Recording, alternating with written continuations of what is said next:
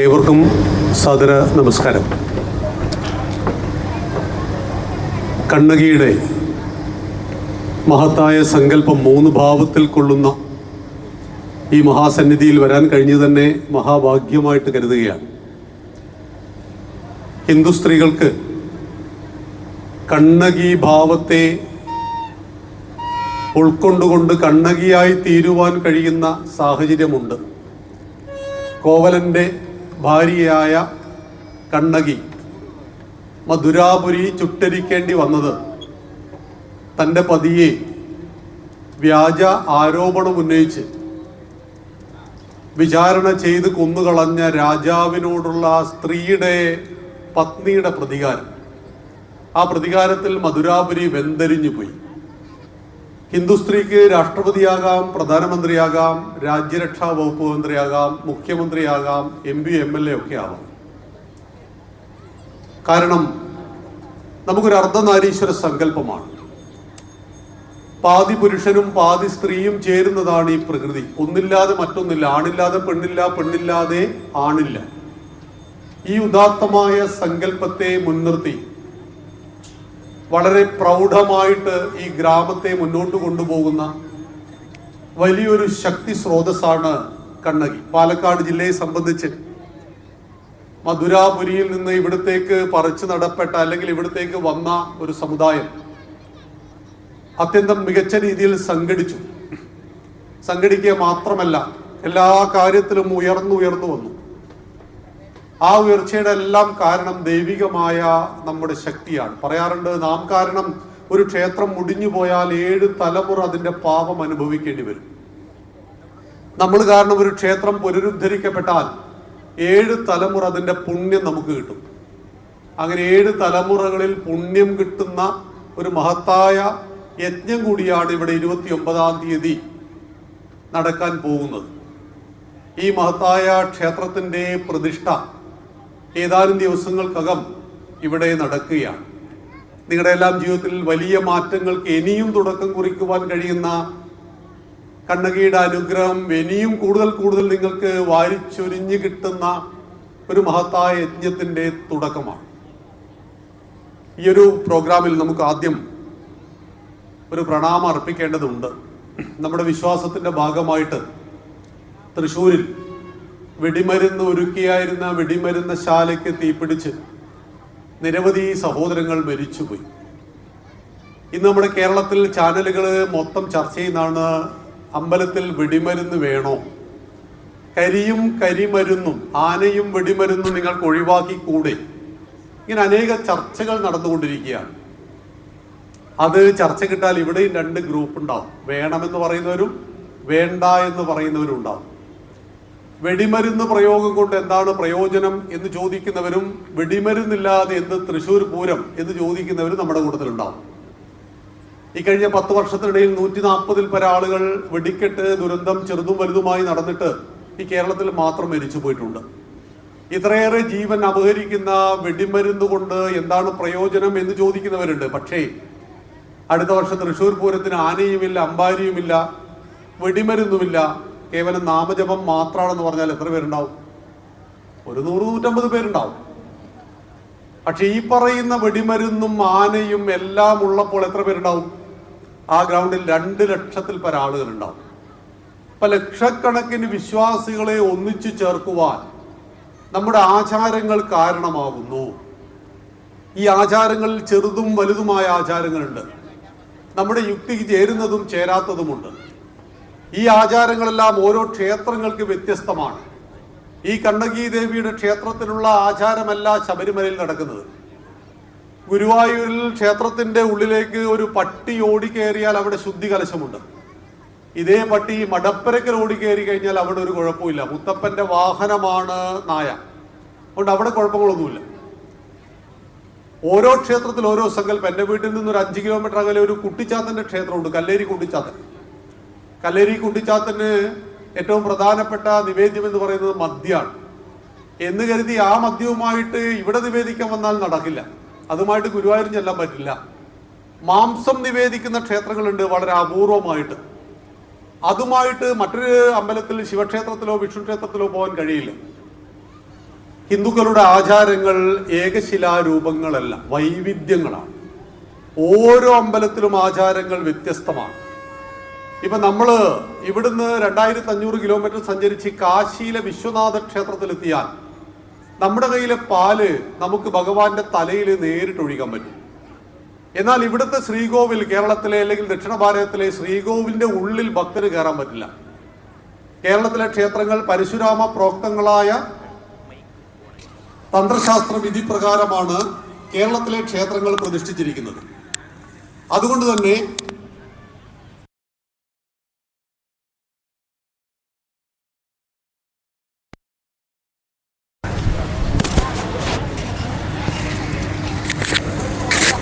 എന്നാൽ നമ്മൾ കാശിയിലെത്തിയാൽ കാശി വിശ്വനാഥ ക്ഷേത്രത്തിന്റെ ഉള്ളിൽ നമുക്ക് കയറാം, നമ്മുടെ കയ്യിലെ പാല് ഭഗവാന്റെ തലയിലേക്ക് ഒഴിക്കാം.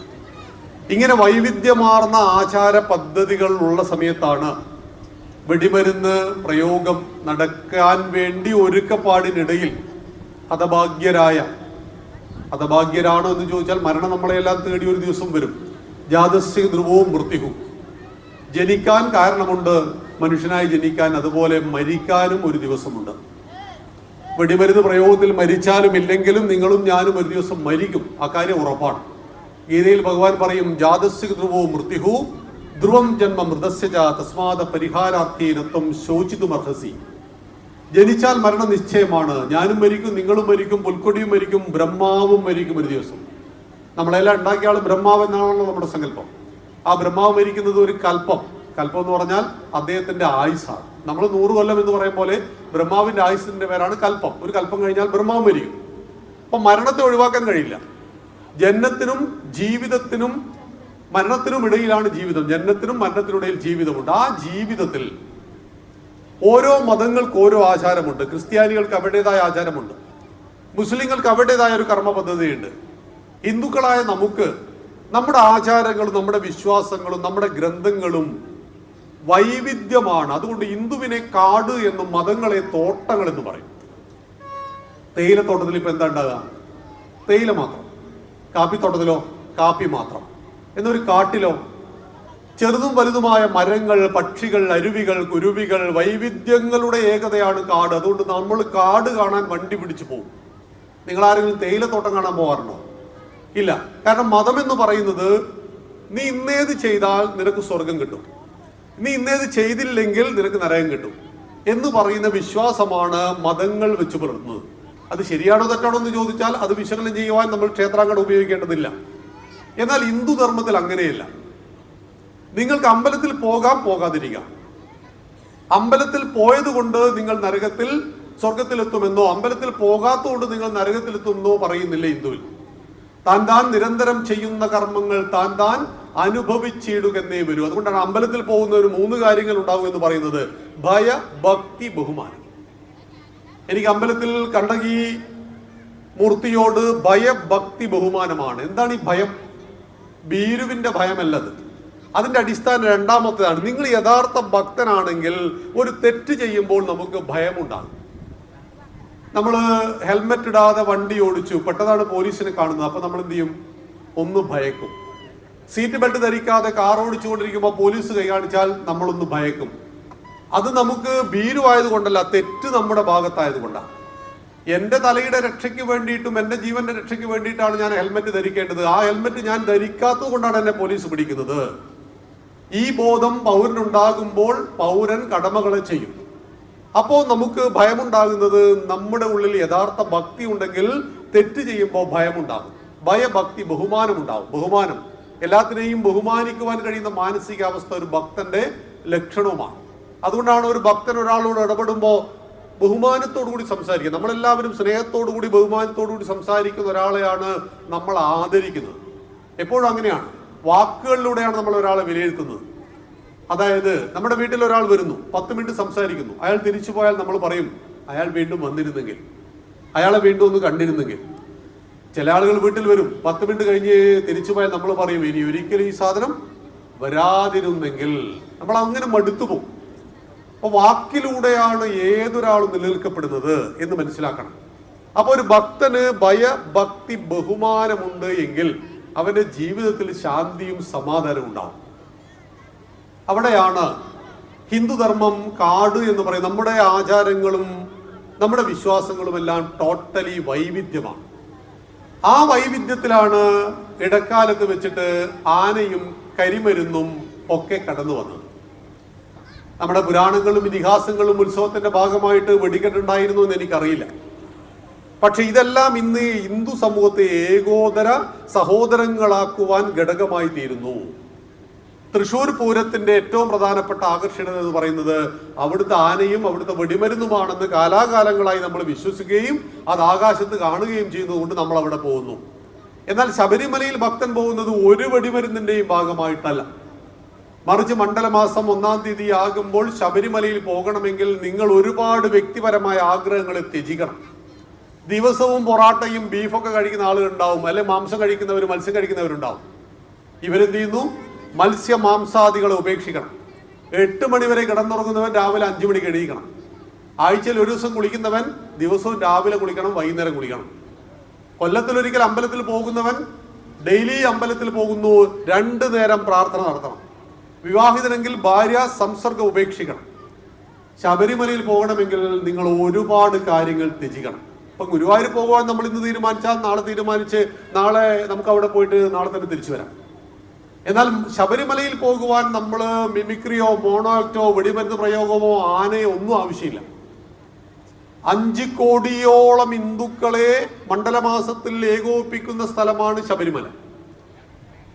മഴയത്ത് പോലും സ്കൂളിൽ കയറി നിൽക്കാത്ത, അക്ഷരാഭ്യാസമില്ലാത്ത ഹിന്ദു പോലും വലിയ അദ്വൈത വേദാന്തിയാകുന്ന സ്ഥലമാണ് ശബരിമല. കാരണം ശബരിമലക്ക് പോകാൻ വേണ്ടി നമ്മൾ മാലയിട്ടാല് നമുക്ക് പേരില്ല, നമ്മൾ സ്വാമി എന്ന് വിളിക്കുക. ശബരിമലയിൽ എത്തിയാൽ നമ്മൾ അയ്യപ്പ എന്ന് വിളിക്കുക. നമ്മൾ ഗുരുവായൂർ ചെന്ന് കഴിഞ്ഞാൽ നമ്മളെ ആരും ഗുരുവായൂരപ്പ എന്ന് വിളിക്കുവോ? ഗുരുവായൂരപ്പ എന്ന് വിളിക്കില്ല. നമ്മൾ ഭക്തരാണ്, ഗുരുവായൂരപ്പൻ മൂർത്തിയാണ്. എന്നാൽ ശബരിമലയിൽ ചെല്ലുമ്പോൾ തത്വമസി, അത് നീയാണ്, അയ്യപ്പനും സ്വാമിയും ഒന്നായി തീരുന്നു. അപ്പൊ ഇങ്ങനെ വൈവിധ്യങ്ങളാർന്ന ആചാരങ്ങളാൽ നിറയപ്പെട്ട ഹിന്ദു സമൂഹത്തിൽ നമുക്കൊന്നും വേണ്ട എന്ന് പറയാനോ വേണമെന്ന് പറയാനോ കഴിയില്ല. അതുകൊണ്ട് തന്നെ വെടിമരുന്ന് പ്രയോഗത്തിന് അനുകൂലവും എതിരുമായിട്ടുള്ള അഭിപ്രായങ്ങളും അഭിപ്രായ വ്യത്യാസങ്ങളും എല്ലാം സമാജത്തിൽ നടക്കണം. ഒടുവിൽ നമ്മുടെ തന്ത്രിമാർ തീരുമാനിക്കണം ഈ ക്ഷേത്രത്തിൽ എന്താവാമെന്ന്. ഈ ക്ഷേത്രത്തിൽ ഇപ്പൊ പ്രാണപ്രതിഷ്ഠ നടന്നത് തന്ത്രിയാണ്.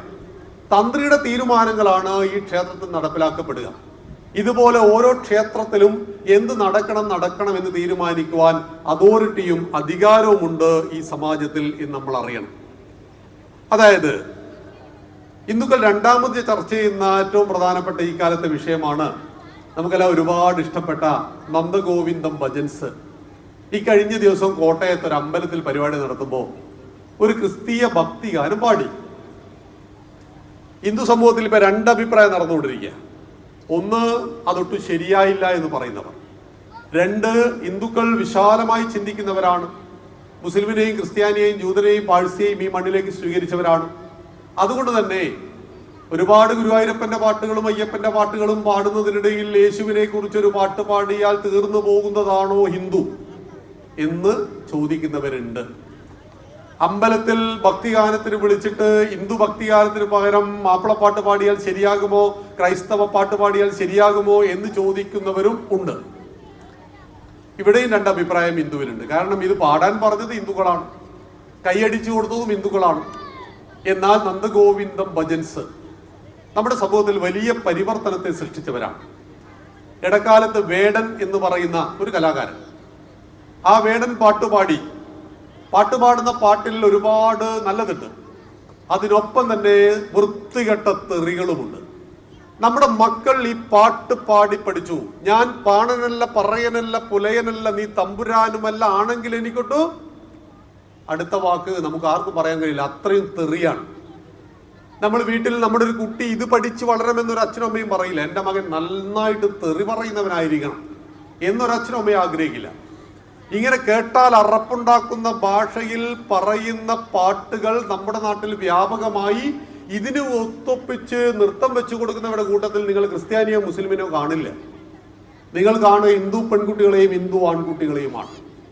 വേടന്റെ പാട്ടിനൊപ്പം നൃത്തം ചുവട് ചവിട്ടുന്ന ആളുകളിൽ നിങ്ങൾക്ക് ഇതര മതവിഭാഗത്തിൽപ്പെട്ട ആളുകളെ കാണാൻ കഴിയില്ല. നമ്മുടെ ഹിന്ദുക്കളാണ് ഇവിടെ എല്ലാം പരീക്ഷണശാല.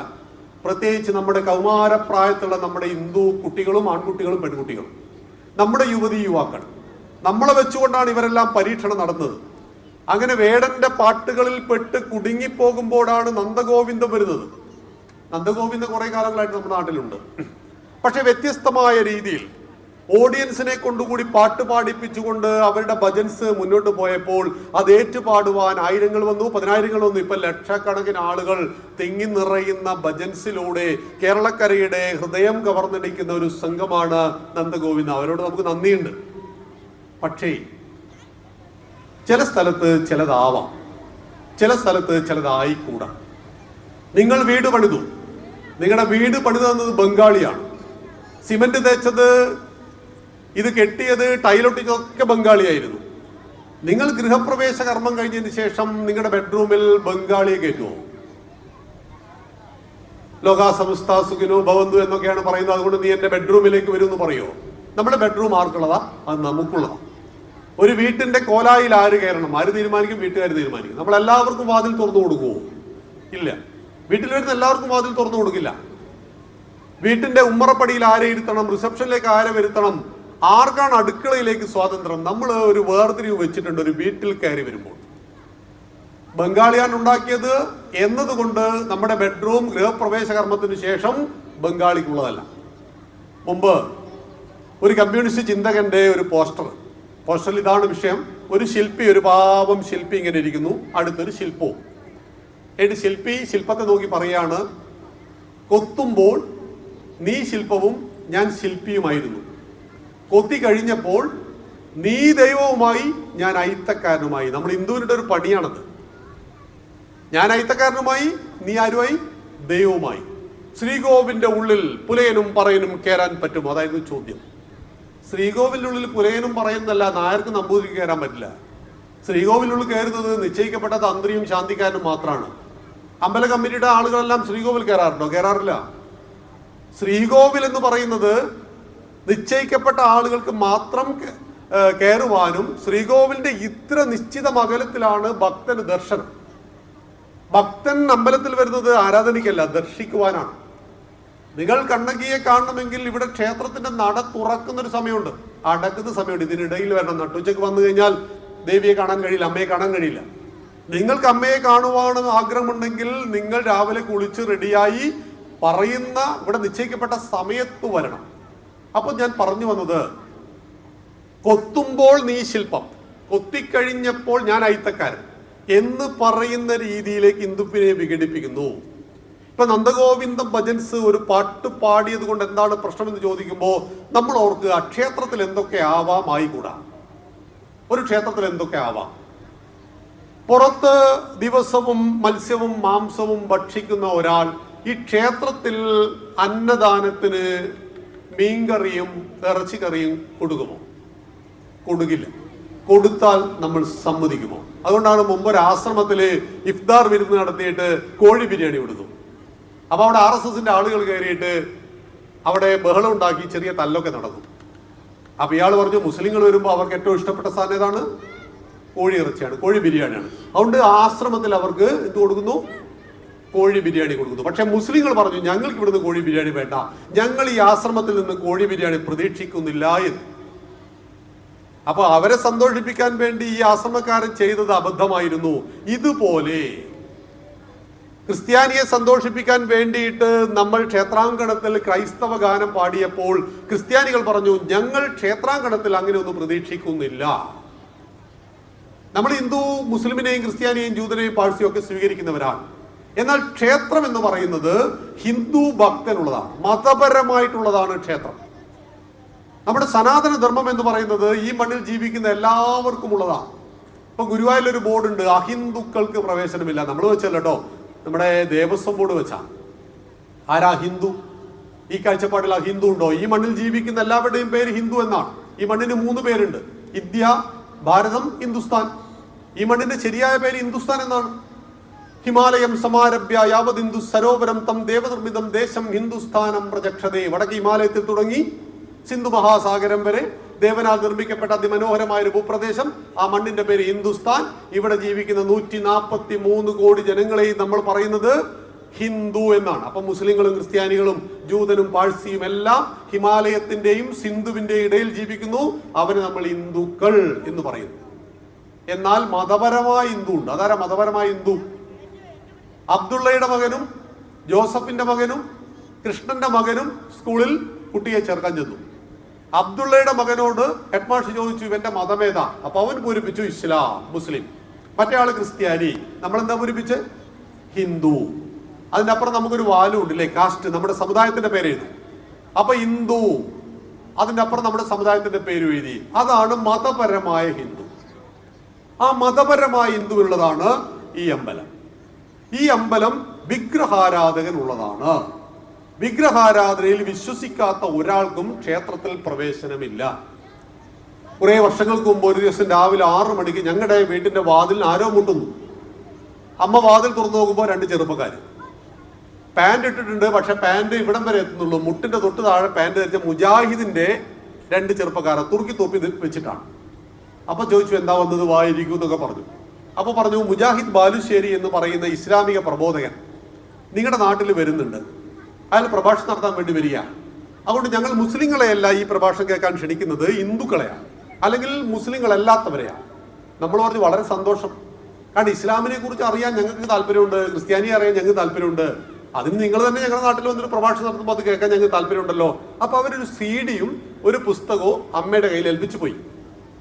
കുറച്ച് കഴിഞ്ഞപ്പോ അമ്മ പറഞ്ഞു, ഇങ്ങനെ 2 പേര് വീട്ടിൽ വന്നിട്ട് പുസ്തകവും CD-യും ഒക്കെ തന്നു. അപ്പൊ ഞാനത് വായിച്ചു നോക്കി. അതിന്റെ 36-ാമത്തെ പേജ് വായിച്ചപ്പോൾ ശരിക്കും പേടിച്ചു പോയി. മറ്റൊന്നുമല്ല, ആർക്കെല്ലാം നരകം കിട്ടും എന്ന് പറയുന്ന ഭാഗമാണത്. അതിൽ പറയുന്നു, വിഗ്രഹാരാധകന് നരകം. അതായത് ദൈവത്തിന് രൂപമുണ്ടാക്കുന്നവർക്ക് നരകം. രാവിലെ 6 മണിക്ക് ഹിന്ദുവിന്റെ വീട്ടിൽ വന്ന് അവന്റെ വാതിൽ മുട്ടി വാതിൽ തുറന്ന അമ്മയോട് പറയാണ്, നിങ്ങൾ നരകത്തിൽ പോകേണ്ട ആളാണ് എന്ന്. ആ പുസ്തകത്തിൽ പറയുന്നത് വിഗ്രഹാരാധകന് നരകം. 2 തീർന്നില്ല. സ്വർണം ധരിക്കുന്ന പുരുഷന് നരകം. ഹറാമായ ഭക്ഷണം, പന്നിയുടെ മാംസം ഭക്ഷിക്കുന്നവന് നരകം. മദ്യപാനിക്ക് നരകം. ഇങ്ങനെ കുറെ 16 കാറ്റഗറിയിൽ പറയുന്നു. നോക്കൂ, വിഗ്രഹാരാധകന് നരകം കിട്ടുമെന്ന് പറയുന്ന ആളുകൾ വിഗ്രഹാരാധന നടന്ന സ്ഥലത്ത് വരേണ്ടതുണ്ടോ? അതുകൊണ്ടാണ് ഗുരുവായൂരില് അങ്ങനെ ഒരു ബോർഡ് വെച്ചിരിക്കുന്നത്. അത് ആർക്കും എതിരല്ല, മതപരമായ ഹിന്ദുവാണ്. അപ്പോ നന്ദഗോവിന്ദം ഭജൻസ് നമുക്ക് വളരെ പ്രിയപ്പെട്ടതാണ്. പക്ഷെ ക്ഷേത്രത്തിൽ പാടേണ്ട പാട്ട് മാത്രമേ അവിടെ പാടാൻ പാടുള്ളൂ എന്നൊരു അഭിപ്രായം ഹിന്ദു സമൂഹത്തിൽ വന്നു. എല്ലാവരും ഒന്നിച്ചനുകൂലിച്ച അവരെ കുറിച്ച് 2 അഭിപ്രായങ്ങൾ ഉണ്ടായി. പ്രത്യേകിച്ച് പറയാറുണ്ട്, കലാകാരന്മാർ രാഷ്ട്രീയം പറയരുത്, കലാകാരന്മാർ പാടില്ലാത്ത കാര്യങ്ങൾ ചെയ്യരുത് എന്ന് പറയുന്നത് കലാകാരന്മാരെല്ലാവരും അംഗീകരിക്കും. കലയ്ക്ക് ജാതിയോ മതമൊന്നുമില്ല. നമുക്ക് മമ്മൂട്ടി അല്ലെ, സൽമാൻ ഖാൻ, ഷാരൂഖ് ഖാൻ, ഇവരും മതം നമ്മൾ നോക്കാറുണ്ടോ? ഇവിടെ നല്ലൊരു പടം ഇറങ്ങിയാൽ നമ്മളെല്ലാവരും കാണും, അത് വിജയിക്കും. ഇവിടെ മോശം പടം നമ്മൾ കണ്ട് വിജയിപ്പിച്ചു കൊടുക്കില്ല. അതും ലാലേട്ടന്റെ മോശം പടവും നമ്മൾ വിജയിക്കില്ല. മമ്മൂക്കയാണ്, സിദ്ദിഖാണ്, ഇവിടെ മതമൊന്നും നമ്മൾ ആരും നോക്കാറില്ല. എന്നാൽ ക്ഷേത്രാങ്കണത്തിൽ ആരാണ് എന്താണ് ചെയ്യേണ്ടത് എന്ന് ക്ഷേത്രത്തിലൊരു നിയമമുണ്ട്. ആ നിയമം പാലിക്കുവാൻ എല്ലാവർക്കും ബാധ്യതയുണ്ട്. ബഹുജനങ്ങൾ പലവിധമാണ്, ബഹുജനങ്ങൾ പലതും ആവശ്യപ്പെടും. ഇന്ന് ക്രൈസ്തവ ഭക്തിഗാൻ ആവശ്യപ്പെട്ടു, നാളെ മറ്റൊന്ന് ആവശ്യപ്പെട്ടാൽ അതിങ്ങനെ പാടിക്കൊടുക്കാൻ കഴിയില്ല എന്നത് സാന്ദർഭികവശാൽ നാം ചർച്ച ചെയ്യേണ്ട ആനുകാലിക വിഷയമാണെന്ന് മാത്രം. ഇനി നമ്മളെല്ലാം എങ്ങനെ ഹിന്ദുവായി എന്ന് നമുക്ക് അല്പസമയം ചിന്തിക്കാം. ഒരു നല്ല നാടൻ കലാരൂപം ഇവിടെ ഉണ്ട്. നിങ്ങളെല്ലാം അതിന് വെയിറ്റ് ചെയ്തിരിക്കുകയാണ്. 1 മണിക്കൂറാണ് എനിക്ക് അനുഭവിച്ചത്. 1 മണിക്കൂർ കൊണ്ട് നമ്മളെല്ലാം ഹിന്ദുക്കളായത് എങ്ങനെയാണ്? നിങ്ങളെല്ലാം അഭിമാന ബോധമുള്ള ഹിന്ദുക്കളാണ്. ഞാൻ ഈ ഗ്രാമത്തിൽ വന്നപ്പോൾ എനിക്ക് വളരെ വളരെ സന്തോഷം തോന്നി. BJPയുടെ ഒരു വാർഡായത് കൊണ്ടൊന്നുമില്ല കേട്ടോ. ഞാൻ BJPയെ സപ്പോർട്ട് ചെയ്യുന്ന ആളാണ്. ഞാൻ BJPയുടെ പ്രവർത്തകനല്ല. ഞാൻ BJPയെ സപ്പോർട്ട് ചെയ്യുന്നത് എൻ്റെ രാഷ്ട്രത്തെ രക്ഷിക്കുന്ന ആശയങ്ങളാണ് അതിൻ്റെ കയ്യിലുള്ളത് എന്നതുകൊണ്ടാണ്. ഇന്ന് 2014 ശേഷം മുമ്പുണ്ടായിരുന്ന ഭാരതത്തെയും 2014 ശേഷമുള്ള ഭാരതത്തെയും ഓർക്കുകയാണ്. 2008 മുംബൈയിൽ ഭീകരാക്രമണം നടന്നു. പാകിസ്ഥാനിൽ വന്ന ഭീകരന്മാര് മുംബൈ തെരുവോരങ്ങളിൽ കണ്ണിൽ കണ്ട എല്ലാ ഹിന്ദുക്കളെയും വെടിവെച്ചു കൊന്നു നടന്നു. 178 ആളുകൾ മരിച്ചുപോയി. അപ്പം നമ്മൾ പറഞ്ഞു, ഇതിന് പകരം ചെയ്യണം, ഇതിനൊരു പാഠം പഠിപ്പിക്കണം. കാരണം ഞങ്ങൾ ആരാധിക്കുന്നത് ദുർഗയെയും ലക്ഷ്മിയെയുമാണ്. ഞങ്ങൾ അമ്മയെ കണ്ണകിയുടെ ഭാവത്തിൽ ആരാധിക്കുന്നവരാണ്. തന്റെ ഭർത്താവിനെ കൊന്നതിനു പകരം ആ രാജവംശത്തോട് തന്നെ പ്രതികാരം ചെയ്യുവാൻ ശേഷിയുള്ള സ്ത്രീരത്നങ്ങളെ ആരാധിക്കുന്നവരാണ് ഞങ്ങൾ. അങ്ങനെയുള്ള നാട് ഭരിക്കുന്ന ഭരണാധികാരിക്ക് ഇച്ഛാശക്തി ഉണ്ടാവും, പ്രതികരണം ചെയ്യണം. പക്ഷെ 2 ആഴ്ച കഴിഞ്ഞപ്പോൾ അന്നത്തെ പ്രധാനമന്ത്രി പത്രസമ്മേളനം വിളിച്ചിട്ട് പറഞ്ഞു, ഞങ്ങൾ ഇനി പാകിസ്ഥാനോട് ക്രിക്കറ്റ് കളിക്കില്ല എന്ന്. തീർന്നു, അതോടുകൂടി സംഭവം തീർന്നു.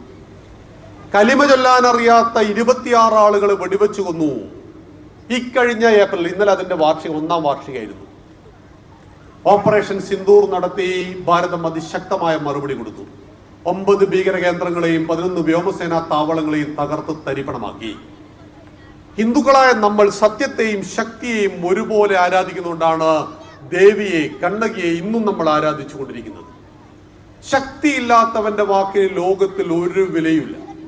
33 കോടി ദൈവങ്ങളുടെ കൈകളിലേക്ക് നമ്മൾ നോക്കിയാൽ ഒരു കയ്യിൽ താമരയുണ്ടെങ്കിൽ മറുകയിൽ വാളുണ്ട്, ഗദയുണ്ട്, കുന്തമുണ്ട്, ചക്രമുണ്ട്. ആയുധമില്ലാത്ത ഒരു ദൈവത്തെ ഹിന്ദുവിൽ കാണിക്കാൻ കഴിയില്ല. നമ്മൾ വിഷ്ണുവിനെ നോക്കൂ, വിഷ്ണുവിന് 4 കൈയാണ്. 1ാമത്തെ കയ്യിൽ ശംഖാണ്. ശംഖ് ഒരു ജലജീവിയാണ്. ശംഖിന്റെ ഉള്ളിൽ നിന്ന് മാംസത്തെ മാറ്റി ശംഖൂതിയപ്പോൾ ശംഖിൽ നിന്നും ഓങ്കാരം പുറത്തേക്ക് വന്നു. ഓം ഏകാക്ഷരം ബ്രഹ്മ. ബ്രഹ്മം എന്ന് പറഞ്ഞാൽ ഈശ്വരന്റെ പ്രതീകമാണ് ശംഖ്. 2ാമത്തെ കയ്യിൽ ചക്രാണ്. ചക്രം എന്ന് പറഞ്ഞാൽ അസ്ത്രമാണ്. ദൂരെയുള്ള ശത്രുവിനെ കൊല്ലുവാൻ ഉപയോഗിക്കുന്ന ആയുധത്തിന്റെ പേര് അസ്ത്രം എന്നാണ്. കറങ്ങിക്കൊണ്ടിരിക്കുന്ന സുദർശന ചക്രം ഏത് ശത്രുവിന്റെയും തലയിറക്കും. ഭഗവാന്റെ 3ാമത്തെ കയ്യിലുള്ളത് ഗദയാണ്. ഗദ എന്നാൽ ശസ്ത്രമാണ്. കയ്യിൽ പിടിച്ചു ഉപയോഗിക്കുന്ന ആയുധങ്ങൾ ശസ്ത്രം, അസ്ത്രശസ്ത്രം എന്ന് പറയുന്നത് അതുകൊണ്ടാണ്. ഏത് പ്രതിസന്ധികളെയും തച്ചുടക്കുവാൻ കഴിയുന്നു ഭഗവാന്റെ കയ്യിലെ 3ാമത്തെ കയ്യിലെ ഗദയ്ക്കെങ്കിൽ 4ാമത്തെ കയ്യിൽ താമരയാണ്. താമര വളരുന്നത് ചെളിയിലാണ്. ചെളിയിൽ വളരുമ്പോഴും താമരയാണ് പൂജാപുഷ്പങ്ങളിൽ 1ാമൻ. ചെളിയിൽ വളരുമ്പോഴും താമരയ്ക്ക് ചെളിയുടെ യാതൊരു ദുർഗുണങ്ങളും ഉണ്ടാകുന്നില്ല. അപ്പം ഭഗവാന്റെ കയ്യിൽ നോക്കിയാൽ ഭഗവാന്റെ കയ്യിൽ 4 കൈയുണ്ട്. 4 കൈയിൽ 4 തത്വങ്ങളാണ്. ഇനി ഭഗവാൻ കിടക്കുന്നത് അനന്തതയിലാണ്, അനന്തന്റെ പുറത്താണ്. അനന്തതയുടെ നിറേത നീലയാണ്. അനന്തമായ ആകാശത്തിനും അനന്തമായ സാഗരത്തിന്റെയും നിറം നീലയാണ്. ഭഗവാൻ കിടക്കുന്നത് എവിടെയാണ്? വിഷ്ണു എന്ന് പറഞ്ഞാൽ സർവ്വവ്യാപി എന്നാണ്. എല്ലായിടത്തും വ്യാപിച്ചിരിക്കുന്നവൻ എന്നാണ് വിഷ്ണു എന്ന വാക്കിന്റെ അർത്ഥം. എല്ലായിടത്തും വ്യാപിച്ചിരിക്കുന്ന അവൻ കിടക്കുന്നത് പാലാഴിയിലാണ്. ആധുനിക ഭാഷയിൽ പറഞ്ഞാൽ മിൽക്കി വേ. പാലാഴിയിൽ, അനന്തതയിൽ, അനന്തൻ എന്ന സർപ്പത്തിന്റെ പുറത്ത് നീല നിറത്തിൽ 4 കൈകളുമായിട്ട് ഭഗവാൻ സ്ഥിതി ചെയ്യുമ്പോ അവിടെ ഭഗവാൻ നമ്മളോട് പറയുന്ന ഒരു കാര്യം എന്താ? നീ ശംഖിനെയും താമരയെയും ആരാധിക്കണമെങ്കിൽ നിനക്ക് ചക്രത്തെയും ഗദയെയും ആരാധിക്കാൻ കഴിയണം. കാരണം എൻ്റെ കയ്യിൽ ചക്രവും ഗദയും ഇല്ലെങ്കിൽ ഈ ശംഖും താമരയായിട്ട് ആളുകൾ പോയി കളയും, ഇതടിച്ചു മാറ്റി കൊണ്ടുപോയി കളയും. ഇപ്പൊ എന്തുകൊണ്ടാണ് നമ്മുടെ രാഷ്ട്രത്തിനെതിരെ ശത്രുക്കൾ വരാത്തത്? നമ്മുടെ രാഷ്ട്രം ശക്തമാണ്, നമ്മുടെ രാഷ്ട്രം കരുത്തുറ്റതാണ്. പാകിസ്ഥാനും അഫ്ഗാനിസ്ഥാനും ബംഗ്ലാദേശും ചൈനയും നമ്മുടെ രാജ്യത്തിന്റെ അതിർരാജ്യങ്ങളാണ്. 4ഉം ഭീകര രാജ്യങ്ങളാണ്. ഈ ഭീകര രാജ്യങ്ങളിൽ നിന്ന് ഈ രാജ്യത്തെ രക്ഷിക്കുവാൻ കഴിയുന്നത് എന്തുകൊണ്ടാണ്? ഈ രാജ്യം ശക്തമാണെന്നുകൊണ്ടാണ്. അപ്പം ഹിന്ദുക്കളായ നമ്മൾ 1ാമത് ആരാധിക്കുന്നത് ശക്തിയാണ്. ശക്തിക്കൊരു ദൈവമുണ്ട്. ആ ദൈവത്തിന്റെ പേരാണ് ദുർഗ. ദുർഗയ്ക്ക് 1-2 കൈയല്ല, 10 കൈയാണ്. 10 കൈയിൽ ആയുധമാണ്. ത്വം ഹി ദുർഗാ ദശപ്രഹരണധാരിണി. 10 കൈകളിൽ ആയുധം ധരിച്ചവളാണ് ദുർഗ. ആ ദുർഗാദേവിയെ പല ഭാവത്തിൽ ആരാധിക്കുമ്പോൾ അതിലൊരു ഭാവമാണ് കണ്ണകി എന്ന് പറയുന്ന ദേവീ സങ്കല്പം. ദുർഗയുടെ ഭാവമാണ് അവിടെ ആവാഹിക്കപ്പെട്ടത്. ശക്തി സ്വരൂപിണി ദുർഗ എന്നറിയണം. അപ്പൊ ഹിന്ദു സ്ത്രീകൾക്ക് ദുർഗയാകാം, ഹിന്ദു സ്ത്രീകൾക്ക് ലക്ഷ്മിയാകാം, ഹിന്ദു സ്ത്രീകൾക്ക് സരസ്വതിയാവാം. നമ്മൾ പറയാറുണ്ട്, രാവിലെ എഴുന്നേറ്റ് നമ്മൾ കണി കാണുമ്പോൾ കരാഗ്രേ വസതേ ലക്ഷ്മി കരമധ്യേ സരസ്വതി. ആ ലക്ഷ്മിയെ കണി കണ്ടുടരുന്ന എല്ലാ നന്മയും ആവാഹിച്ച ഒരു സമുദായവും ഒരു ഗ്രാമവുമാണിത്. സമ്പത്ത് ഉണ്ടാകണം. എത്ര തലമുറക്കുള്ളത്? 10 തലമുറക്കുള്ളത്. അതുകൊണ്ട് നിങ്ങളെല്ലാവരുടെയും വീട്ടിൽ ലക്ഷ്മിയുടെ ഫോട്ടോ ഉണ്ടെന്ന് എനിക്കറിയില്ല, ഇല്ലെങ്കിൽ ഒന്ന് വാങ്ങി വെക്കണം. 2ാമതൊരു ഫോട്ടോ കൂടി വേണം. അത് കുബേരന്റെ ഫോട്ടോ. കുബേരന്റെ ഫോട്ടോ അല്ല, പ്രതിമ. കുബേരനും ലക്ഷ്മിയും എല്ലാ വീട്ടിലും ഉണ്ടാകും. ഈ ലക്ഷ്മിയുടെ കുംഭത്ത് ഇവിടെ ഒരു കുംഭമുണ്ട്. ആ കുംഭത്തിൽ നിന്ന് സ്വർണ്ണ നാണയാണ് താഴേക്ക് വീഴുന്നത്. ഇപ്പൊ സ്വർണത്തിന് പവൻ എത്ര? 1 ലക്ഷം കഴിഞ്ഞു അല്ലേ? 10 പവനുള്ള ലക്ഷപ്രഭു, 100 പവനുള്ള കോടീശ്വരനാണ്. ആലോചിച്ച് നോക്കൂ. സ്വർണ്ണ ബിസിനസ് നമ്മുടെ കയ്യിൽ നിന്ന് പോയി. ഒരു കാലത്ത് സ്വർണ്ണ ബിസിനസ് നമ്മുടെ നാട്ടിൽ ഹിന്ദു സമൂഹത്തിൽ തട്ടാൻ എന്ന് പറയുന്ന വിഭാഗത്തിന്റെ കയ്യിൽ നിന്ന്, ഞങ്ങളുടെ എല്ലാ നാട്ടിൽ തട്ടാന്മാരെന്ന് പറയും. ഈ തട്ടാൻ സമൂഹം കാലത്തിനൊപ്പം ഉയർന്നില്ല. പാരമ്പര്യമായ കുഴലൂതിയിട്ട് അത്തി തെളിയിപ്പിച്ചിട്ടൊന്നുമല്ല ഇപ്പൊ സ്വർണ്ണം എന്ത് ചെയ്യുന്നത്, ആഭരണമാക്കി മാറ്റുന്നത്. അതിൽ ടെക്നോളജിയാണ്. കാലത്തിനൊപ്പം സഞ്ചരിക്കാൻ നമുക്ക് കഴിഞ്ഞില്ലെങ്കിൽ നമ്മൾ താഴേക്ക് പോയി കിടക്കും.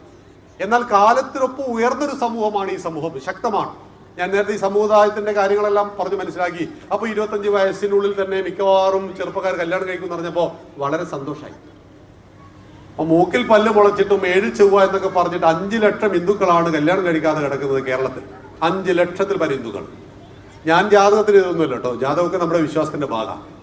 പക്ഷേ 5 ലക്ഷം ഹിന്ദുക്കൾ കല്യാണം കഴിച്ചിരുന്നുവെങ്കിൽ 10 ലക്ഷം കുട്ടികൾ ഉണ്ടാകുമായിരുന്നു. മിനിമം 2 വെച്ച് പ്രസവിച്ചിരുന്നെങ്കിൽ 10 ലക്ഷം കുട്ടികളുടെ ജന്മത്തിന് തടസ്സമാണ് ജാതകം. അങ്ങനെയെങ്കിൽ ജാതകം പരിഷ്കരിക്കണം. രാമായണത്തിൽ ജാതകം ഞാൻ കണ്ടിട്ടില്ല, മഹാഭാരതത്തിലും ജാതകം കണ്ടിട്ടില്ല. അന്ന് സ്ത്രീകൾക്ക് സ്വയംവരമായിരുന്നു. ഇഷ്ടമുള്ള പുരുഷന്റെ യോഗ്യത ഇങ്ങനെ പറഞ്ഞുകൊണ്ടേയിരിക്കും അവിടെയുള്ള അമാത്യം. ആ പുരുഷന്റെ കഴുത്തിൽ പെണ്ണിന് കൊണ്ടുപോയിട്ട്, സ്ത്രീ കൊണ്ടുപോയിട്ട് മാലയിട്ട് അവരെ സ്വീകരിക്കാമായിരുന്നു. അങ്ങനെയല്ലേ ദ്രൗപദി അർജുനെ കല്യാണം കഴിച്ചിട്ട് അവസാനം 5 പേരെ കല്യാണം കഴിക്കേണ്ടി വന്നു പോയിന്ന് മാത്രമേ ഉള്ളൂ. പിന്നീട് എവിടെയോ കടന്നു വന്നതായിരുന്നു ഈ വിശ്വാസങ്ങളെല്ലാം തന്നെ. ആ വിശ്വാസങ്ങൾ നമ്മെ പിറകിലേക്ക് നയിക്കുന്നുവെങ്കിൽ വിശ്വാസത്തിൽ പരിവർത്തന ആവശ്യമുണ്ട്. ഒരു കാലത്ത് ഹിന്ദുധർമ്മത്തിന്റെ ഭാഗമല്ലാത്ത സതി എന്ന ആചാരം നമുക്കുണ്ടായിരുന്നു. ആ സതി എന്ന ആചാരത്തെ, ദുരാചാരത്തെ നമ്മളായിട്ട് തന്നെ ഇല്ലാതാക്കിയിട്ടുണ്ട്. പുലയനും പറയനും നായരും നമ്പൂതിരി എന്ന ജാതി സമ്പ്രദായത്തിലൂടെ തൊട്ടുകൂടായ്മയും തീണ്ടിക്കൂടായ്മയും ഉണ്ടായിരുന്നു. ഇന്ന് ആലുവയിൽ RSSന്റെ പ്രചാരകരായ മാധവിജി സ്ഥാപിച്ച തന്ത്രവിദ്യാപീഠമുണ്ട്. നിങ്ങൾ പുലയനോ പറയനോ ഈഴവനോ നമ്പൂതിരിയോ നായരോ ആരെങ്കിലും ആയിക്കൊള്ളട്ടെ, നിങ്ങൾ 6 മാസത്തെ ട്രെയിനിങ് ചെയ്ത് കഴിഞ്ഞാൽ നിങ്ങൾക്ക് അമ്പലത്തിൽ ശാന്തിക്കാരനാവാം. അതായത് ഇന്ന് ജാതീയത തൊട്ടുകൂടായ്മ തീണ്ടിക്കൂടായ്മ ഹിന്ദുവിൽ എവിടെയുമില്ല. നമ്മുടെ നാട്ടിൽ ചില ആൾ പറയും ഉത്തർപ്രദേശിലുണ്ട്. ഉത്തർപ്രദേശിലില്ല കേട്ടോ. ഞങ്ങൾ വർഷത്തിൽ 6 പ്രാവശ്യം അയോധ്യ, കാശി, മധുര യാത്ര നടന്നവരാ. ഈ കഴിഞ്ഞ മാസം പോയി വന്നതേ ഉള്ളൂ. അയോധ്യ, കാശി, മധുര ഉത്തർപ്രദേശിലാണ്. ശ്രീരാമന്റെ ജന്മഭൂമി, ശ്രീകൃഷ്ണന്റെ ജന്മഭൂമി, കാശി വിശ്വനാഥന്റെ ജന്മഭൂമി. എവിടെയും നിങ്ങളോട് ജാതി ചോദിയില്ല. ഒരിടത്തും ജാതി പ്രസക്തമല്ല. 25 ലക്ഷത്തിൽ പരം ക്ഷേത്രങ്ങളുള്ള ഒരു ഭാരതത്തിൽ എവിടെയും നിങ്ങളോട് ജാതി ചോദിക്കില്ല. എന്നാൽ ദേവസ്വം ബോർഡ് നടന്ന ക്ഷേത്രങ്ങളിൽ ഒരു പുലയനോ പറയനോ ശാന്തി കർമ്മം ചെയ്താൽ അവനെ ആ അമ്പലത്തിലെ ശാന്തിക്കാരനാക്കില്ല എന്നറിയണം. ഞാൻ പറഞ്ഞു വന്നത്, നമ്മൾ ഹിന്ദുക്കളാണ്, നമ്മൾ ആത്മാഭിമാനമുള്ള ഹിന്ദുക്കളാണ്. എങ്ങനെയാണ് നാം ആത്മാഭിമാനമുള്ള ഹിന്ദുവാകുന്നത്? 4 ടൈപ്പ് ഹിന്ദുക്കളുണ്ട്, 4 തരം ഹിന്ദുക്കൾ. നമ്മളോട് പറഞ്ഞാൽ മതി നമ്മളിപ്പോ ഏത് ടൈപ്പ് ഹിന്ദുവാണെന്നുള്ളത്. ഒന്നാമത്തെ ഹിന്ദു തിരിച്ചറിഞ്ഞ ഹിന്ദുവാണ്. ഒരു 1000ഓളം ഹിന്ദുക്കളുള്ള ഒരു സദസ്സിൽ വെച്ച് സത്യാനന്ദ സരസ്വതി സ്വാമികൾ 30 കൊല്ലം മുമ്പ് ഒരു ചോദ്യം ചോദിച്ചു. ഇക്കൂട്ടത്തിൽ ഹിന്ദുക്കളെല്ലാം കൈപൊക്കൂ എന്ന് പറഞ്ഞു. അപ്പൊ എല്ലാവരും കൈപൊക്കി, എല്ലാവരും ഹിന്ദുക്കളായിരുന്നു,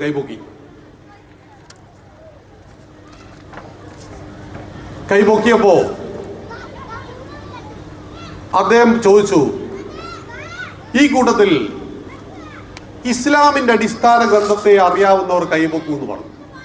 1000 ഹിന്ദുക്കളും കൈപൊക്കിയിട്ട് പറഞ്ഞു അത് ഖുറാനാണ് എന്ന് പറഞ്ഞു.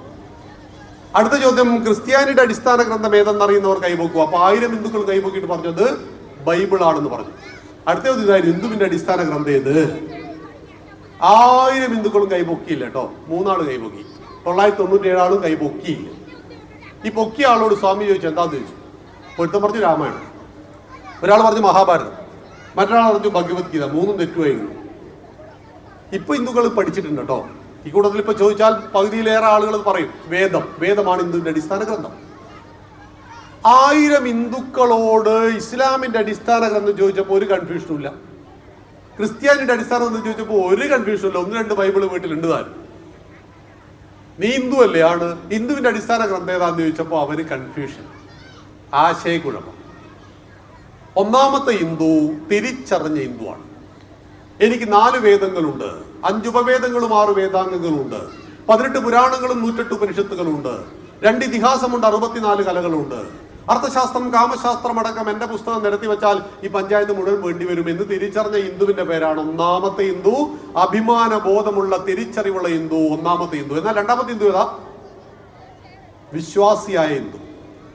ചോദ്യം ഒന്നും അങ്ങോട്ട് ചോദിക്കരുത്. ക്ഷേത്രം എന്ന വാക്കിന്റെ അർത്ഥം എന്താ അറിയില്ല.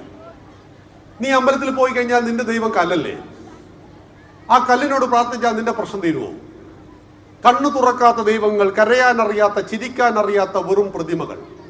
അമ്പലം എന്നത് ചുമരല്ലേ, വിഗ്രഹം എന്നത് കല്ലല്ലേ? നമ്മുടെ കമ്മ്യൂണിസ്റ്റുകാരുടെ മുദ്രാവാക്യമായി 1950 കാലഘട്ടത്തിൽ ഹിന്ദുക്കൾ മുഴുവൻ അമ്പലം ഉപേക്ഷിച്ചു. അമ്പലങ്ങൾ മൊത്തം കാട് കയറി മുടിഞ്ഞു. 10-40 കൊല്ലം മുമ്പാണ് ഹിന്ദുക്കൾക്ക് കാര്യങ്ങൾ ബോധ്യപ്പെട്ടത്. അമ്പലം മുടിഞ്ഞാൽ ജീവിതം മുടിയുമെന്ന്. അങ്ങനെ മുടിഞ്ഞുപോയ അമ്പലങ്ങൾ മുഴുവൻ ഹിന്ദുക്കൾ തിരിച്ചു പിടിച്ചു.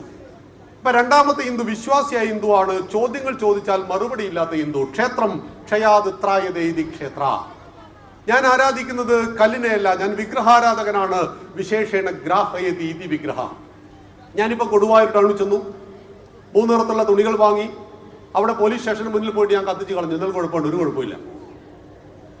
ഞാൻ കൊടുവായൂർ ടൗണിൽ ഒരു തുണിക്കടയിൽ ചെന്നു, 3 നിറത്തുള്ള തുണികൾ കൊണ്ടുണ്ടാക്കിയ ദേശീയ പതാക വാങ്ങി പോലീസ് സ്റ്റേഷന് മുന്നിൽ കത്തിച്ച് കളഞ്ഞു. എന്നാൽ കുഴപ്പമുണ്ടോ? ഒരു കുഴപ്പമുണ്ട്. 2 കൊല്ലം കഴിഞ്ഞ് നിങ്ങൾക്ക് എന്നെ കാണാൻ കഴിയൂ. ഞാൻ വീട്ടിലായിരിക്കില്ല, ജയിലിലായിരിക്കും. ആദ്യം കത്തിച്ചത് 3 തുണികൾ വെവ്വേറെയായിരുന്നു. രണ്ടാമത് കത്തിച്ചത് 3 തുണികൾക്കിടയിലൂടെ ഒരു നൂല് കടന്നുപോയ ദേശീയ പതാകയായിരുന്നു. കടയിൽ കിടന്ന ജീവനില്ലാത്ത തുണി ദേശീയ പതാകയായി മാറുമ്പോൾ അത് ഈ രാജ്യത്തിന്റെ പ്രതീകമായി മാറുന്നു. ദേശീയ പതാക തലതിരിച്ച് കിട്ടിയാൽ പോലും ശിക്ഷയാണ്. കടയിൽ കിടന്ന ചുവന്ന തുണി ചെങ്കൊടിയായി മാറി നിങ്ങൾ ഈ ടൗണിലിട്ട് ചെങ്കൊടി കത്തിച്ചാൽ അത് ചോദിക്കാൻ വരുന്നവൻ 50 രൂപ കൊടുത്താൽ പ്രശ്നം തീരുവോ? തീരില്ല. കടയിൽ കിടന്ന തുണി ചെങ്കൊടിയായി മാറുമ്പോൾ കമ്മ്യൂണിസം എന്ന ആശയത്തിന്റെ പ്രതീക. എല്ലാ പാർട്ടിക്കാർക്കും കൊടിയുണ്ടല്ലോ. ആ കൊടി കത്തിച്ചാൽ ജീവൻ തന്നെ പോയി കിട്ടൂല്ലേ? ജീവനില്ലാത്തൊരു കഷ്ടം തുണിയിലൂടെ നിങ്ങൾ നിങ്ങളുടെ ആശയത്തെ കാണുവാൻ കഴിയുന്നുവെങ്കിൽ ഹിന്ദുക്കൾ കല്ലിനെ ആരാധിക്കുന്നവരാണോ? അല്ല. ഇവിടെ പ്രതിഷ്ഠിക്കാൻ പോകുന്ന അല്ലെങ്കിൽ ഈ നാട്ടിലുള്ള അനേകം പ്രതിഷ്ഠകളെല്ലാം കല്ലുകൊണ്ടുണ്ടാക്കിയതാണ് നമുക്കറിയാം. ഏതോ ഒരു ക്വാറിയിൽ കിടന്ന കൃഷ്ണശിലയിൽ നിന്നൊരു ശില്പി കണ്ണകി എന്ന ദേവിയുടെ രൂപത്തെ കൊത്തിയിട്ട് ഇവിടെ ഓഫീസിൽ കൊണ്ടുവന്ന് വെച്ചാൽ ഹിന്ദുക്കൾ ആരാധിക്കില്ല. ഈ ശ്രീകോവിലിന്റെ ഉള്ളിൽ അഷ്ടബന്ധ കലശത്തിൽ ഉറപ്പിച്ച് തന്ത്രിവര്യൻ പ്രാണപ്രതിഷ്ഠയെ ചെയ്ത് ദേവിയുടെ ഭാവത്തെ ആ ശിലയിലേക്ക് ആവാഹിച്ചു കഴിഞ്ഞാൽ ആ ശില ദേവി ചൈതന്യമാകുന്ന ദേവി രൂപമായി തീരുന്നു. അതിന് ശാന്തി കർമ്മങ്ങൾ നടത്തി തേജസ്സിനെയും ചൈതന്യത്തെയും വർദ്ധിപ്പിക്കുമ്പോൾ അതിന്റെ മുന്നിലാണ് നിറമുള്ള പുഷ്പങ്ങൾക്കിടയിൽ നിലവിളക്കിന്റെ പ്രകാശത്തിൽ വിളങ്ങി നിൽക്കുന്ന ദേവിക്ക് മുന്നിലാണ് ഹിന്ദുക്കൾ നമസ്കരിക്കുന്നത്.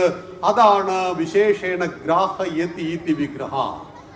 വസ്തുവിലൂടെ തത്വത്തെ പഠിച്ചവർ, അറിയുന്നവർ. അതാണ് വിശ്വാസിയായ ഹിന്ദു. വിജ്ഞാനിയായ ഹിന്ദുവായി മാറാനാണ് നമ്മൾ സത്സംഗങ്ങൾ നടത്തേണ്ടത്, പഠിക്കേണ്ടത്. ഇല്ലെങ്കിൽ നമ്മൾ ക്ഷേത്രത്തിൽ കുടുങ്ങിയിട്ട് മരിച്ചു പോകും. രാത്രി ക്ഷേത്രത്തിന്റെ അടുത്തെത്തുമ്പോൾ നമുക്ക് പേടിയുണ്ടാവും, ഓടിക്കളയും. കാരണം രാവിലെ ആരാധിച്ച ദൈവം രാത്രിയാകുമ്പോൾ നമുക്ക് വില്ലനും വില്ലത്തിമാരുമാണ്. കാരണം ദൈവത്തെക്കുറിച്ചുള്ള നമ്മുടെ കാഴ്ചപ്പാട് എന്താ? ദൈവം രാത്രിയാൽ നമ്മളെ ഭയപ്പെടുത്തും. ദ്യോതനാഥ് ദൈവ. ദൈവം എന്ന വാക്കിന്റെ അർത്ഥം എന്താ? ദ്യോതിപ്പിക്കുന്നത്, പ്രകാശിപ്പിക്കുന്നത് എന്തോ അതാകുന്നു ദൈവം. ദൈവം നമ്മളെ സഹായിക്കും. എങ്ങനെയാ സഹായിക്കുക? ദൈവം നമ്മളെ സഹായിക്കുന്നത് പരീക്ഷയ്ക്ക് വന്നിട്ട് ദൈവം നമ്മുടെ പരീക്ഷ എഴുതില്ല. മറിച്ച് നിങ്ങൾക്ക് തെളിഞ്ഞ ബുദ്ധി നൽകിയിട്ടുണ്ട്. ആ ബുദ്ധിയെ ശരിയായി പ്രകാശിപ്പിച്ചാൽ എല്ലാ കുട്ടികൾക്കും പരീക്ഷയിൽ A+ കിട്ടും. നിങ്ങൾക്ക് കൈയും കാലും കണ്ണും മൂക്കും നൽകിയിട്ടുണ്ട്. അതിനെ യഥാവിധി ഉപയോഗിച്ചാൽ നിങ്ങൾക്ക് അധ്വാനിച്ച് ഏത് തലത്തിലേക്ക് എത്താം. അതുകൊണ്ട് ദേവി കടാക്ഷം. അതുകൊണ്ടല്ലേ ബസ് ഓടിക്കുന്ന ഡ്രൈവർ ബസ് ഓടിക്കുന്നതിന്റെ തൊട്ട് മുമ്പ് ഈ സ്റ്റെയറിംഗ് തൊട്ടൊന്ന് തലയിൽ വെക്കുന്നത് എന്തുകൊണ്ടാ? ഇത് ജീവനില്ലാത്ത ഇരുമ്പോട് ഉണ്ടാക്കിയത് ഈ ഡ്രൈവർക്ക് അറിയാം. പക്ഷെ ദൈവത്തിന്റെ കടാക്ഷം എന്നിലുണ്ടെങ്കിൽ മാത്രമേ ഇന്നൊരു അപകടം നടക്കാതെ ലക്ഷ്യസ്ഥാനത്ത് ഈ ബസ് എത്തുള്ളൂ. കാരണം എന്നെ വിശ്വസിച്ച് ഇതിന്റെ പിറകിൽ 100-100 ആളുകൾ ഈ ബസ്സിൽ കയറുന്നുണ്ട്. ഈ ഭാവം അയാളുടെ ഉള്ളിൽ ദ്യോതിപ്പിക്കുന്നത് എന്തോ അതാകുന്നു ദൈവം. ഇതാണ് രണ്ടാമത്തെ ഹിന്ദു. വിശ്വാസിയായ ഹിന്ദുവാണ്. പക്ഷെ വിശ്വാസിയായ ഹിന്ദു എങ്ങനെയാണ് അന്ധവിശ്വാസിയാകുന്നത്? ഒരു ഗുരുസ്വാമിയും 30 സ്വാമിമാരും കൂടി മലക്ക് പോയ വഴിയിൽ വെച്ച് ഗുരുസ്വാമി ആദ്യം ഒരു അമ്പലത്തിൽ കയറിയപ്പോ അതിന്റെ കൽവിളക്കിൽ കിടന്നിട്ട് ഒരു വണ്ട് പടക്കുന്നു. വണ്ട് പടക്കുന്ന കണ്ടപ്പോ ഗുരുസ്വാമിക്ക് സങ്കടമായി. അദ്ദേഹം വണ്ടിനെടുത്ത് പുറത്തേക്ക് ഇട്ടു. അദ്ദേഹത്തിന്റെ കയ്യിൽ എണ്ണയായി. അദ്ദേഹം എണ്ണ ഇങ്ങനെ തലയിൽ തുടച്ചു. തൊട്ട് വരുന്ന സ്വാമി എണ്ണ കുത്തിയിട്ട് തലയിൽ തുടച്ചു. അതിന്റെ പിറകുന്ന വരുന്ന സ്വാമി എണ്ണ കുത്തിയിട്ട് തലയിൽ തുടച്ചു. ഇങ്ങനെ 30 സ്വാമിമാരും എണ്ണ കുത്തിയിട്ട് തലയിൽ തുടച്ചു. അടുത്ത വർഷമായപ്പോൾ അവിടെ ഒരു ബോർഡ് വെച്ചു, എണ്ണ കുത്തി തലയിൽ തുടക്കുവാൻ 101 രൂപ എന്ന്. അപ്പൊ ഹിന്ദുക്കൾ മൊത്തം ഷീട്ടാക്കി. ഇതാണ് രണ്ടാമത്തെ ഹിന്ദു. ഈ വിശ്വാസത്തിന്റെ ശാസ്ത്രം എന്താണ്? നമ്മൾ നിർമ്മിച്ചത് പഞ്ചഭൂതങ്ങൾ കൊണ്ടാണ്. ആകാശം, വായു, അഗ്നി, ജലം, ഭൂമി. ഇതൊരു ക്ലാസ് ആയിട്ട് ഞങ്ങൾ എടുക്കുന്നതാണ്. ക്ഷേത്രത്തിൽ പോകുമ്പോൾ കിട്ടുന്ന പ്രയോജനം അത് 1-2 മണിക്കൂർ പറയേണ്ടതാണ്. നമുക്കിവിടെ സമയമില്ല. ആകാശം, വായു, അഗ്നി, ജലം, ഭൂമി, ഈ പഞ്ചഭൂതങ്ങൾ കൊണ്ടാണ് എന്നെയും നിങ്ങളെ ഉണ്ടാക്കിയത്. ഈ പഞ്ചഭൂതങ്ങളെ നമ്മളിങ്ങനെ അറിയാം, പഞ്ചേന്ദ്രിയങ്ങളിലൂടെയാണ്. ആകാശം ശബ്ദം ചെവി, വായു സ്പർശം ത്വക്ക്, അഗ്നി കാഴ്ച കണ്ണ്, ജലം രസം നാവ്, ഭൂമി ഗന്ധം മൂക്ക്. ഇങ്ങനെയാണ് നമ്മൾ അറിയാം. ഈ പഞ്ചേന്ദ്രിയങ്ങളും പഞ്ചഭൂതങ്ങളും പഞ്ചരസങ്ങളും ഒന്നിക്കുന്ന ഒരു സ്ഥലമുണ്ട് ഈ ഭൂമിയിൽ, ഒരൊറ്റ സ്ഥലമേ ഉള്ളൂ. അതേതാ? അതാണ് ഹിന്ദുവിന്റെ ക്ഷേത്രം. രാവിലെ 5:30 മണിക്ക് നിങ്ങൾ ദേവിയെ കാണുവാൻ, അമ്മയെ കാണുവാൻ ഇവിടെ വന്നു. നിറമുള്ള പുഷ്പങ്ങൾക്കിടയിൽ നിലവിളക്കിന്റെ പ്രകാശത്തിൽ അമ്മയുടെ തേജോമയമായ രൂപം കണ്ടു. കണ്ണിനേറ്റവും നല്ല കാഴ്ച കിട്ടി. മണിയുടെ മുടക്കം, മന്ത്രത്തിന്റെ ഉച്ചാരണം, ഇടക്കേടനാദം ചെവിക്കേറ്റവും നല്ല കേൾവി കിട്ടി. എള്ളും നെയ്യും നാളികേരവും കത്തിക്കുമ്പോൾ ഉണ്ടാകുന്ന വാതകം ഗണപതി ഹോമത്തിലൂടെ ശ്വസിച്ച് അതിന് മൂക്കിനേറ്റവും നല്ല മണം കിട്ടി. നെറ്റിയിൽ തൊടുവാൻ ചന്ദനം, കുങ്കുമം, ഭസ്മം വല്ലതും കിട്ടി. തൊക്കിനേറ്റവും നല്ലത് കിട്ടി.